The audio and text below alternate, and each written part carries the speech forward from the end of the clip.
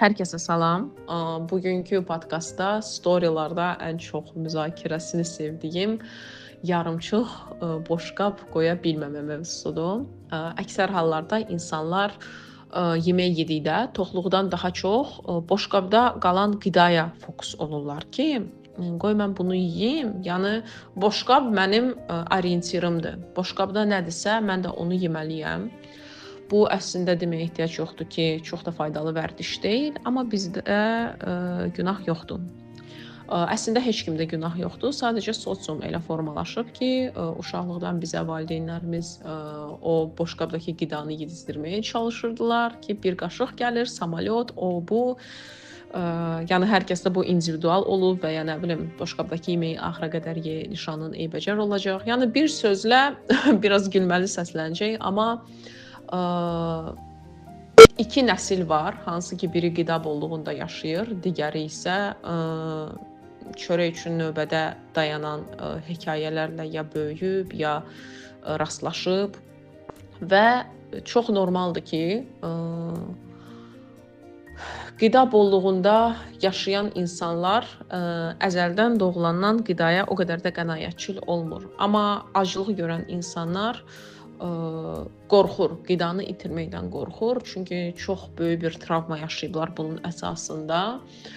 Bu açıq şəkildə olmaya bilər. Yəni heç kim qidaya görə emosiyalara qapılıb ağlamaya bilər, amma adi belə davranışlar da bu travmanı bizə göstərir ki, qidanı tullamaq olmaz, israf eləmək olmaz.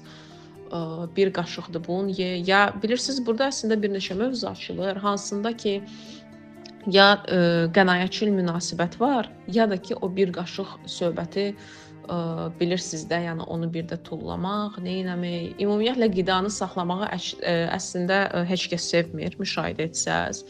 Yəni qonaqlar filan gələndə ürəyimizdə deyirik ki, kaş bütün qida yeyilsə, yəni qabları da rahat yusam da, yoxsa belə onu buna qat, bunu ona qat. Yəni biraz məişətə girirəm, amma hamının psixologiyasında izlənilən bir xəritədir deyə istəyirəm bu üsuldan da sizə çatdırım ki, bunu düşündükdə, bunu etdikdə, qonaq qəbul etdikdə və ya özünüz qonaq olduqda bunun fərqində olasınız. Yəni bu tip şeylər bizdə bu vərdişi formalaşdırıb və təsəvvür eləyin ki, mədə sırf aclıq siqnalında tələb etdiyi qida qədər həzmə güc ayıra bilir. Amma biz boşqaba əsaslanırıq və mədəyə onun tələb etdiyindən də çox lüzumsuz qida veririk. Ortalama desək ki, kimsə gündə 3 dəfə yemək yeyir.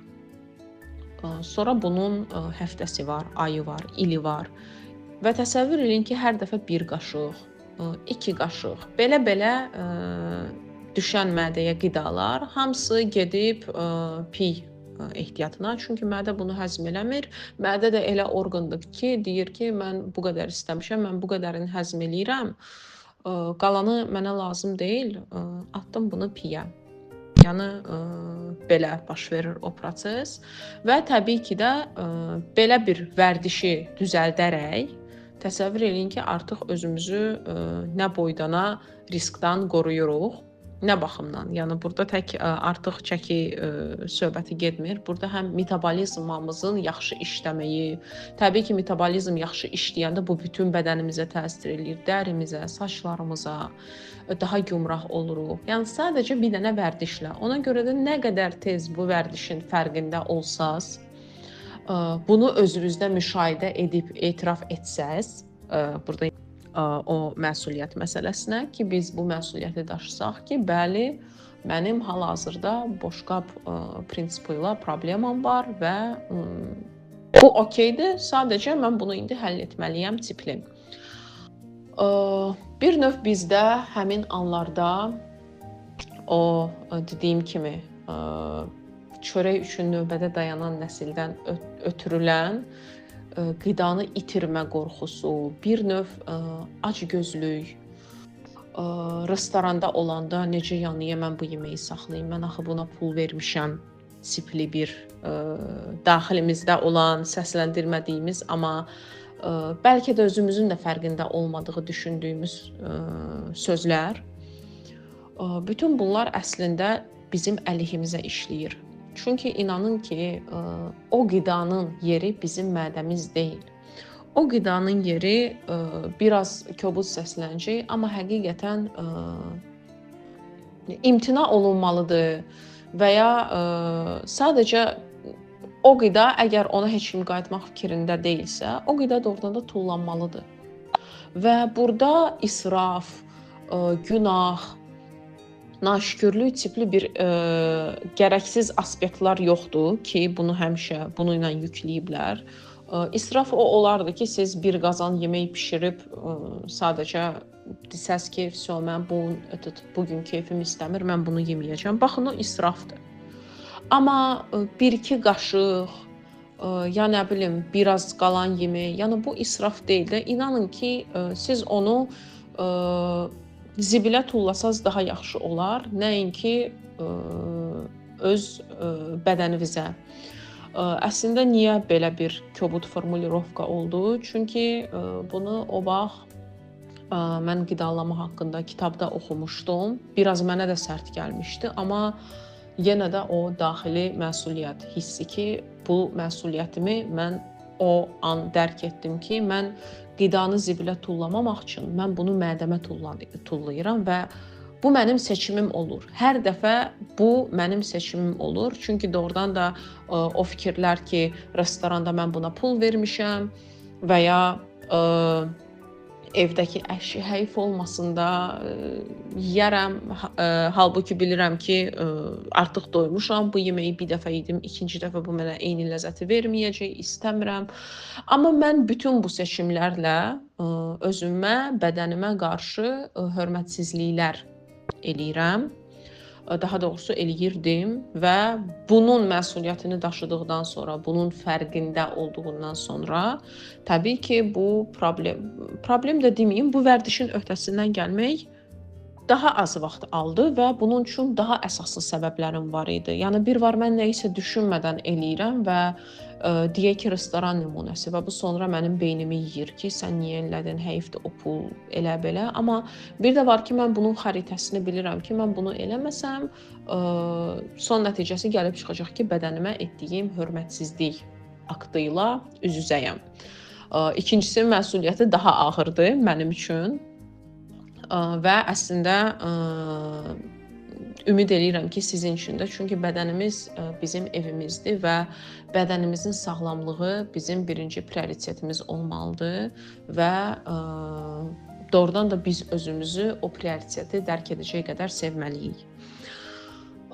Yekunlaşdırmaq istəyirəm tövsiyələrimlə ki, əgər sizdə belə bir problem varsa, alternativ tapın. Demirəm qidanı tullayın, demirəm böyük bir həcmlərdə israflıq eləyin, qətiyyən mən özüm də elə şeylərin əleyhinəyəm. Ona görə də mən tövsiyə eləyərdim ki, hər dəfə biraz da olsa, bir qaşıq olsa, iki qaşıq olsa, şuurlu şəkildə, fərqindəliklə o qidanı saxlayasınız boş qabda. Çünki birincisi, əgər sizdə qida ilə yanlış münasibət varsa, bu sizdə bir özgüvən yaradacaq ki, artıq qida məni idarə etmir. Mən özüm öz iştahıma elə sahib çıxıram ki, mənə bu iki qaşıqdan belə imtina etmək asandır.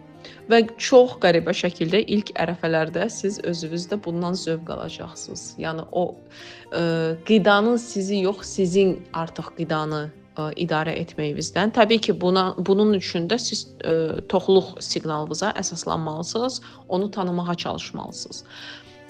Və bir müddət sonra artıq bir dəfə, iki dəfə, ola bilsin bir həftə siz yəni o qidanı həmişə atmayacaqsınız. Siz gəlib artıq öz porsiyanızı tapacaq bir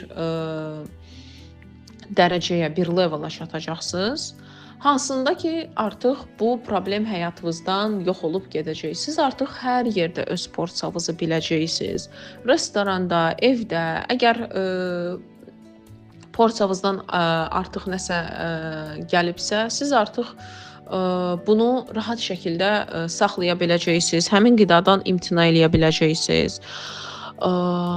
Dediyim kimi, restoranlarda take away var, narahat olmayın. Qida qalıbsa deyə bilərsiniz ki, onu sizə versinlər. Əgər sonra bu qidaya qayıtmaq istəyirsinizsə, əgər elə bir fikriniz yoxdursa, ümumiyyətlə bunun da stressini eləməyin. Çünki həqiqətən qidalanma mövzusundan da kənara qoysaq, bütün problemlər gərəksiz stressdandır ki, biz oturub onu indi düşünürük ki, ay bu qida indi qalsa nə olacaq, necə olacaq və bunu doğrudan da qlobal şəkildə problem eləyirik, hansı ki bizim mental sağlamlığa neqativ təsir eləyir perspektivdə. Ona görə də rahat yanaşın. İnanın ki, orada qalan yeməkdən heç kim belə nə günaha batır, nə belə 100-lük, 200-lük dəyərində israflar olur.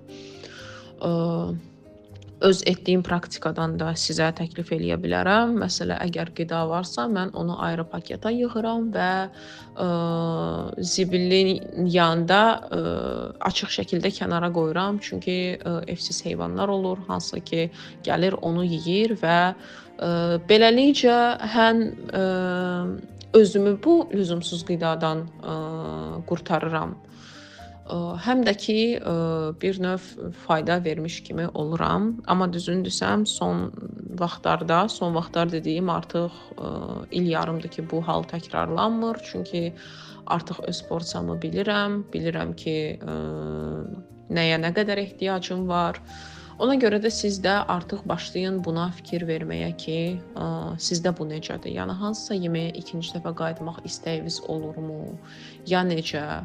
Yəni bütün belə xırda şeylərə fikir verərək bu problemin həllini də tapmaq mümkündür ki, yenə də deyirəm, problem deyil, sadəcə vərdişdir.